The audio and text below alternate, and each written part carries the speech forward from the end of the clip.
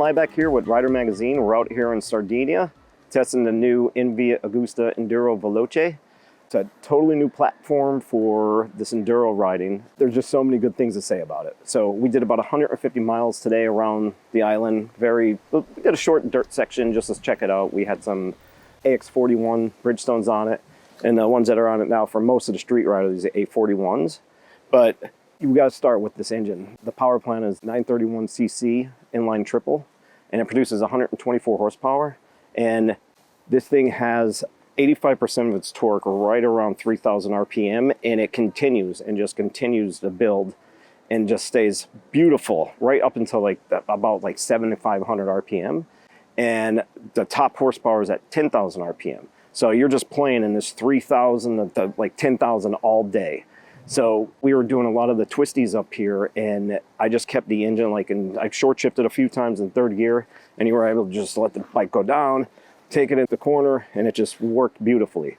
And then when I was playing with it, I was able to, just blip it down the second gear and just rev it up to 10 grand and let it just float. And the bike just has this symphony, this noise. It was so beautiful. And then other parts of the ride, I was staying in second gear and just hammering up to 10,000 RPM, just letting this engine, this symphony again. It's this beautiful noise. And it just keeps completely, the power's just right in the pocket at all times. So with the engine, it's what they did with now is they use sintered valves, and they use bridge box pistons. So it's like a super unique design specific to this bike. It's not the other engine. And that has made it to a 6-speed with a electronic up and down shifter. It is super slick. So the next thing that you have is the electronic suite. The electronic suite actually has 4 riding modes. So there's urban, there's touring, there's off-road, and then there's a custom mode. So the big thing is most people are like, oh, where's the sport mode? You don't really need it because you just use this custom mode and you could create anything you want around it. So I fooled around with it. Everything is changeable on the fly, from traction control, ABS. You could just switch it on the fly. Next, you have the suspension of this bike. So it has fully adjustable sacks, front and rear. And I only had to give it a little bit more preload in the back because I felt like the back was bouncing a little bit, but everything is just tracked. So you come into a corner, you can just trail brake a little bit, and the suspension stays nice and even. And then you think about this, it has a 34.3-inch seat height, and the rider triangle, everything was working well for me. With the suspension tapped in, and then you got the engine, it just, like I said, it's gorgeous. Everything just worked very well together. And then the other thing is you look at the weight of this bike, and it says it's 494 pounds dry.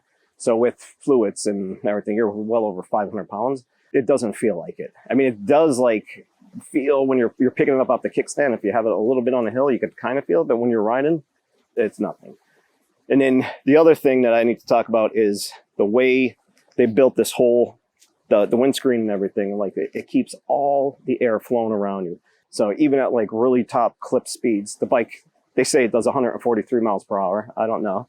But this kept everything off, and I had my XD4 on, the beaked helmet, and I wasn't getting any wind blast or anything like that. But yeah, everything was super comfortable. Exhaust sounds great. Like I said, the most important part of this motorcycle, and the most appealing part, is using the just high revving engine and letting that sound go. Just banging through the gears and having a blast. Off-road, again, this is more probably an 80-20 bike. I wouldn't, take this aggressive stuff like the KTM 890 crowd or whatever. But like I said, we had the AX41s on the other bike, did a little bit tracking through the dirt, and it worked out well. It has Brembo Stelema brake calipers, and we have a 320 on the front and a 265 on the rear. Again, ABS, you can feel it most of the time, but it's the brakes just without ABS. Everything was just smooth functioning, typical Brembo setup. This is why everybody uses them on these bikes, because they're that good. Overall, the bike's awesome. It's coming in at just right around $23,000. So, this side, I don't know when they're actually going to hit showroom floors, but we're going to know about it. But yeah, overall impressions, I think this is going to be a great seller.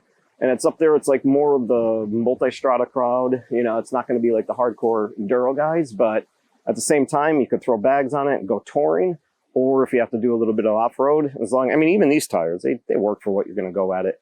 But yeah, it's really good. So we'll have this in the States soon, and then we'll probably do some more testing and get some more off-road miles on it just so we could beat it up a little bit more. But yeah, thanks for watching. Make sure, let us know what you think about it.